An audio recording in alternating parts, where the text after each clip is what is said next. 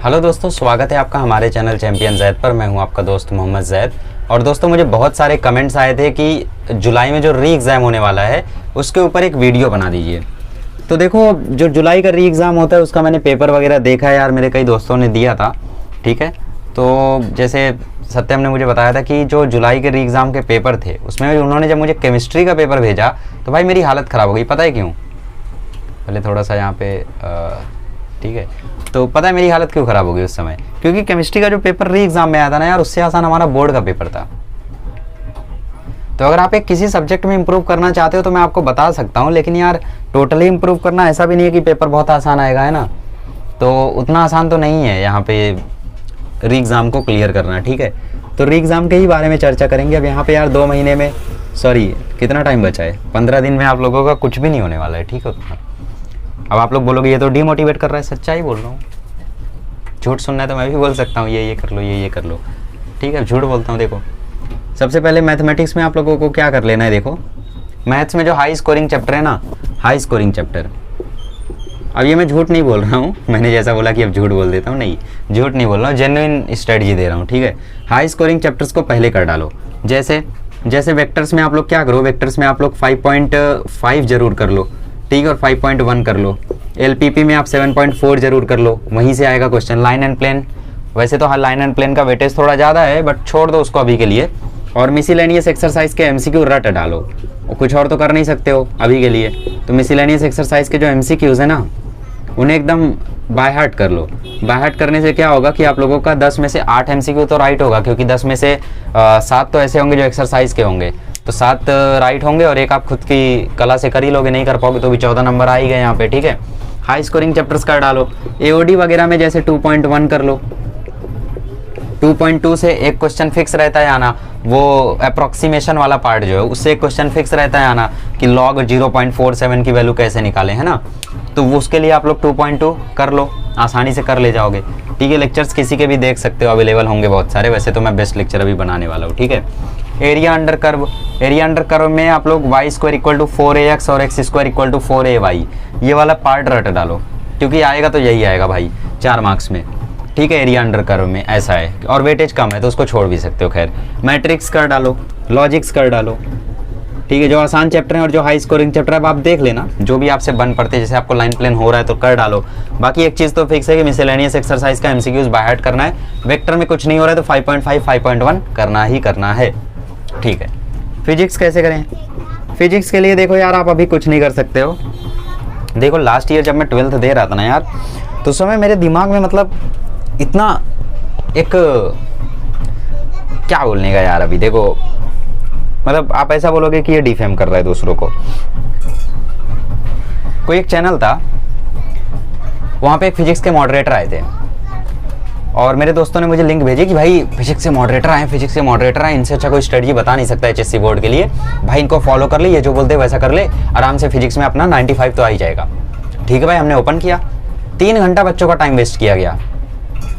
और उसके बाद 3 घंटा टाइम वेस्ट करने के बाद वहाँ पे हमें क्या सुनने मिलता है कि आजकल के पेपर्स में तो एक्सरसाइज के ही एमसीक्यूज आते हैं। ठीक है, एक मॉडरेटर ऐसा बोल रहे हैं कि मतलब एमसीक्यूज जो होते हैं वो एक्सरसाइज के ही आते हैं। अब मेरा दिमाग उस समय ऐसा घूम गया कि भाई मतलब कोई एक मॉडरेटर है और उसको ये नहीं पता है कि एग्जाम में कौन से क्वेश्चंस आते हैं, क्या होता है। आजकल तो एक्सरसाइज से ही 60% क्वेश्चन आते हैं एग्जाम में। भाई उस फिजिक्स के पेपर में तुम एक एमसीक्यू दिखा दो मुझे एक्सरसाइज का, मैं मान जाऊंगा। एक एमसीक्यू नहीं आया था एक्सरसाइज का, सारे एमसीक्यू अलग थे एकदम। और वो बोलते हैं कि सारे एमसीक्यूज आपको एक्सरसाइज से ही आ जाएंगे। जो बच्चे नीट जेईई की तैयारी कर रहे थे उनका तो एमसीक्यू सब कुछ हुआ ही रहेगा। भाई उसमें कैसे एमसीक्यू आते हैं वो तो देख लो। जो नीट जेईई की तैयारी कर रहा है उसका न्यूमेरिकल पार्ट स्ट्रांग होगा, थ्योरी पार्ट थोड़ी स्ट्रांग होगा। तो ऐसी फालतू की बकवास में मत फंसा करो। 3 घंटा मेरे दोस्तों ने वहाँ पे वेस्ट किया, और उसके बाद मुझे समझा रहे हैं कि भाई मॉडरेटर है, समझा कर। बोला ठीक है भाई, मैं भी वही करता हूँ, एक्सरसाइज के एमसीक्यू पढ़ के जाऊँगा। अब मुझे मैं तो अंदर से भाई समझ रहा था क्या होने वाला है। मैंने उसे समझाया भी, जब सामने वाले को नहीं समझ में आया तो मैंने बोला ठीक है भाई, वक्त बता देगा। बताया वक्त ने। पूरे पेपर में देख लेना, कुछ भी एक्सरसाइज से नहीं मिला था उसमें। 1 या 2 क्वेश्चन, एक explain the full wave rectifier मिला होगा सेमीकंडक्टर का, या हाफ वेव रेक्टिफायर क्या आया था, और एक कोई क्वेश्चन मिला होगा एक्सरसाइज का।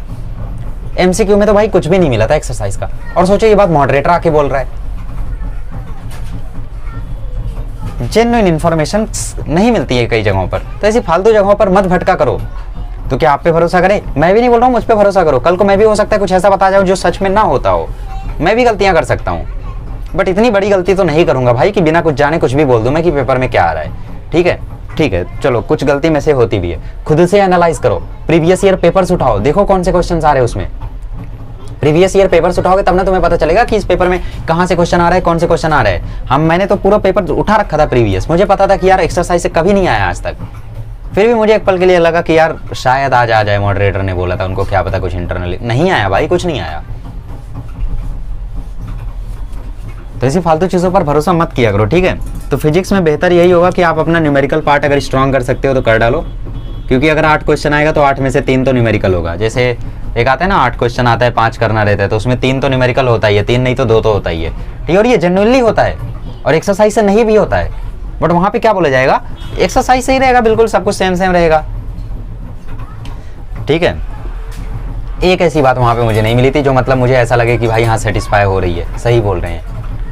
3 से 4 घंटा वेस्ट किया गया था, इतना देर। अगर फॉल्स इंफॉर्मेशन देनी ही थी तो 10-12 मिनट, 14 मिनट, 1 घंटा, 3 घंटा, ठीक है। और बात करें यहाँ पे हम लोग क्वेश्चंस की, उस समय मुझे गुस्सा तो बहुत आया था, बट यार कुछ नहीं कर सकते हम, ठीक है। आप लोग मुझे ही गालियाँ दोगे, मुझे भी गालियाँ देना शुरू कर दोगे कि भाई तुम्हें कुछ नहीं पता है, तुम क्या जानो, ठीक है। चलो ठीक है, तो चैप्टर्स वगैरह जो आप लोगों को अच्छे से आते हैं उनको कर डालो और मॉडर्न फिजिक्स की थ्योरी कर डालो। मैं तो कहता हूँ मॉडर्न फिजिक्स का ना थ्योरी कर डालो,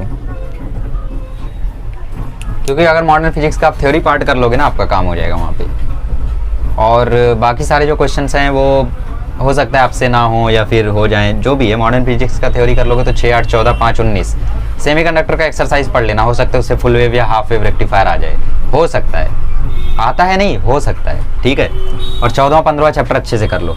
और बाकी न्यूमेरिकल पार्ट के लिए आप लोग जैसे रोटेशन मोशन हो गया, हो सकता है इससे न्यूमेरिकल आए, क्योंकि इससे न्यूमेरिकल पार्ट ज़्यादा है ना। और एक क्वेश्चन तो ऐसा ज़रूर आता है कि define this and right the dimensions and unit of this, ठीक है। और ऐसा नहीं है, देखो मैं उस चैनल को हेट नहीं दे रहा हूँ यहाँ पे, मैं उस मॉडरेटर को थोड़ा सा बोल रहा हूँ कि भाई ऐसा नहीं होता है, ठीक है। उस चैनल पे तो काफ़ी सारी इंपॉर्टेंट चीज़ें भी अवेलेबल हैं, और हो सकता है वो सर को पर्टिकुलरली ना पता हो कि ये मॉडरेटर कैसे हैं, ठीक है। तो ऐसा कोई हेट नहीं दे रहा हूँ मैं, ठीक है। चलो अब केमिस्ट्री की बात करें, तो केमिस्ट्री में तो यार देखो ज़्यादा कुछ आप नहीं कर सकते हो, जेन्युइनली बोल रहा हूँ, और झूठ भी इसमें मैं कुछ नहीं बोल पाऊंगा कि ये कर लो वो कर लो, ऐसा कुछ भी नहीं कर पाओगे आप लोग। तो बेहतर यही होगा जो थ्योरी वाले क्वेश्चंस है ना, जैसे एल्डोल कंडेंसेशन वगैरह हो गया, ऑर्गेनिक में कुछ थ्योरी वाले मिल जाएंगे, distinguish between aldol condensation and Cannizzaro react condensation, ऐसा बहुत सारा होता है ना, क्रॉस कैनिज़ारो, सेल्फ कैनिज़ारो, ऐसा बहुत सारा होता है, ठीक है। और मुझे नहीं पता मैं सही बोल रहा हूँ गलत बोल रहा हूँ, ठीक है, ऐसा कुछ नहीं है, समझ लेना।